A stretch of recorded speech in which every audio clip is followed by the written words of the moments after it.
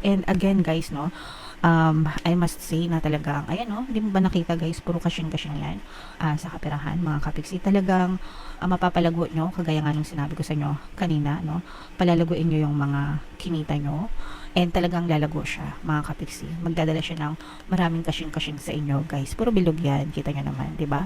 So, pagdating sa kaperahan, kahit ano pa yung source of income mo guys, negosyo man yan, trabaho man yan, salesman yan, benta-benta, sahod, whatever, mga kapiksi, investment, talagang hitik na hitik sa bunga ito, mga kapiksi.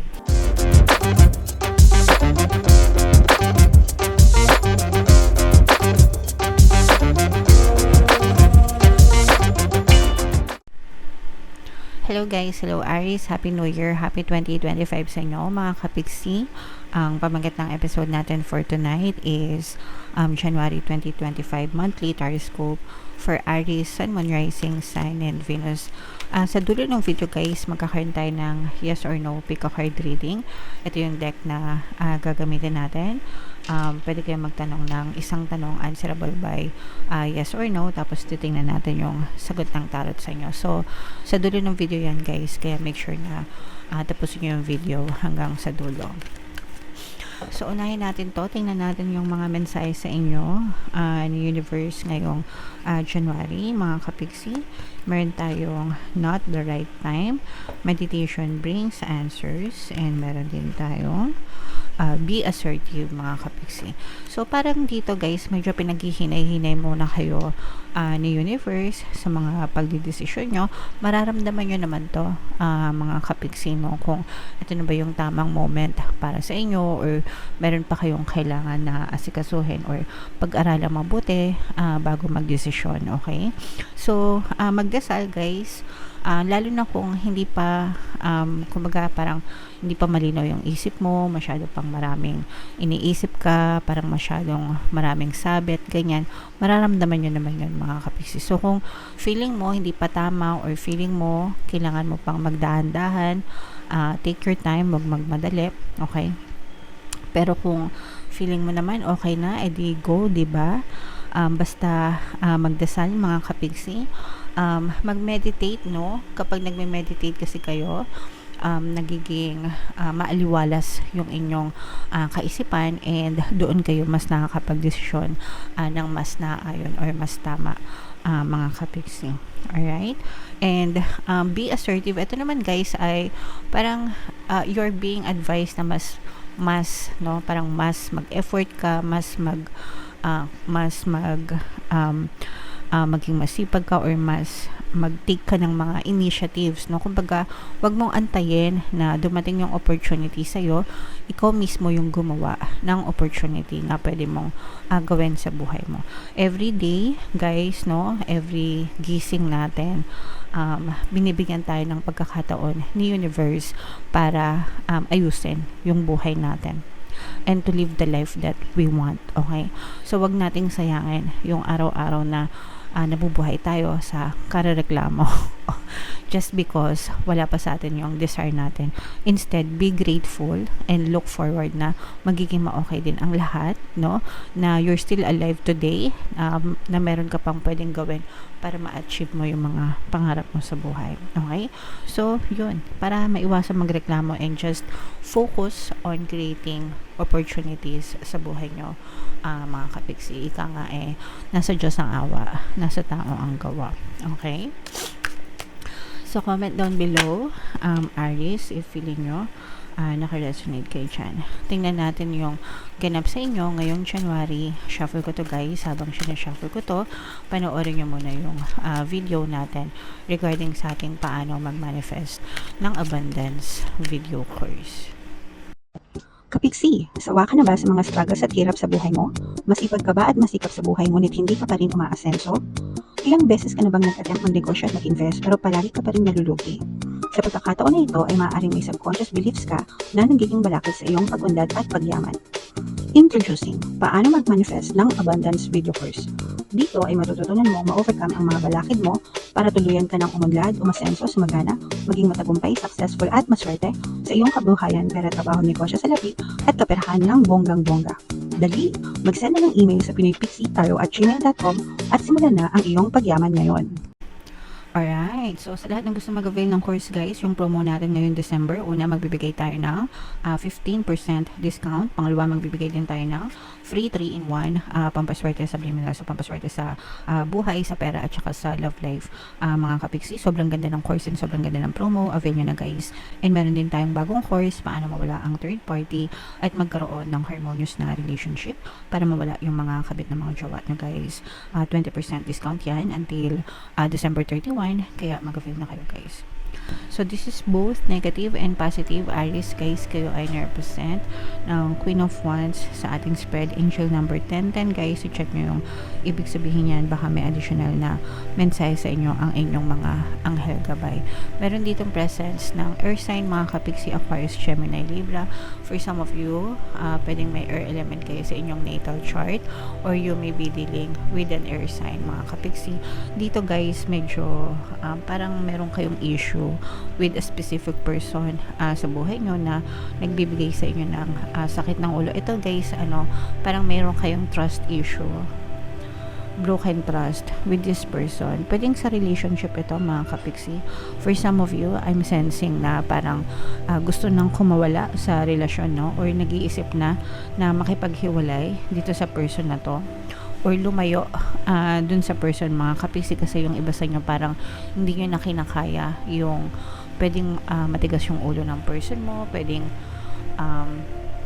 masama yung ugali niya, or parang pinapakitaan kanya ng kagaspangan ng ugali, mga kapiksi. And lahat ng yon parang tinitiis nyo for the sake of para maayos yung relasyon or para manatili, no, to stay together. Pero yung iba sa inyo parang hindi na kinakaya ng damdamin nyo kasi sobrang nasasaktan na kayo, and yung iba sa inyo parang paulit-ulit na rin na parang experience nyo ito sa love life, mga kapisi. Kaya yung iba sa inyo parang nandun na talaga kayo sa nag-iisip na kung hindi pa kayo hiwalay nitong person na to, mga kapiksi, parang nag-iisip na kayo na kayo na yung lalayo, kayo na yung mang-iiwan. Yung iba sa inyo pwedeng emotionally nagde-detach na kayo sa kanila ngayon. Kumbaga parang unti-unti nyo nang nilalayo yung loob nyo sa kanila, mga kapiksi, kasi parang feeling nyo parang hopeless na itong person na to. Yung iba parang meron silang bisyo, mga kapiksi, and isa yun sa mga nakakasira sa relasyon nyo. So yung mga alak, sugal, pwedeng masamang bisyo like drugs or whatever. So medyo sumasakit na talaga yung ulo nyo, and sumasakit pa yung puso nyo. So yun yung nakikita natin. Pero kabaligtaran naman ito guys ng nangyayari sa kaperahan nyo, no? Kaperahan, trabaho, negosyo, whatever, kung ano man yung source of income nyo. Kasi super blessed naman kayo, mga kapiksi, pagdating sa mga biyaya, lalo na sa kaperahan. This is abundance of money, mga kapiksi. At saka yung iba sa inyo, meron pa kayong parang panibagong iha-harvest or panibagong aanihin na grasya. Mag-aani kayo ng grasya, mga kapiksi, ngayong pagpasok ng January 2025. Yung iba sa inyo guys, parang i-reinvest nyo or papalaguin nyo yung mga nakuha nyo ngayong holiday season, kasi diba yung iba nakakuha sila ng mga 13th-month bonus o kaya mga incentives, commission, ganyan, whatever, kung ano man yung nakuha nyo. Pwedeng mga ayuda or financial help, pwedeng baka nanalo din kayo sa mga contest or what. Tapos nandun yung chance na palaguin nyo itong mga kapiksi, and talagang magiging hitik sa bunga ito kapag ito inyong pinagsikapang palaguin. Okay? Kaya ito guys, i-mind yan sa comment section. Ito kasi yung very positive: abundance of money, abundance of wealth, abundance of riches. Mapapalago ang mga inaani, mga kapiksi. So what else? Tingnan pa natin yung mga yung mga kapiksi natin na walang problema sa relasyon. Kasi hindi naman lahat kayo may problema sa relationship.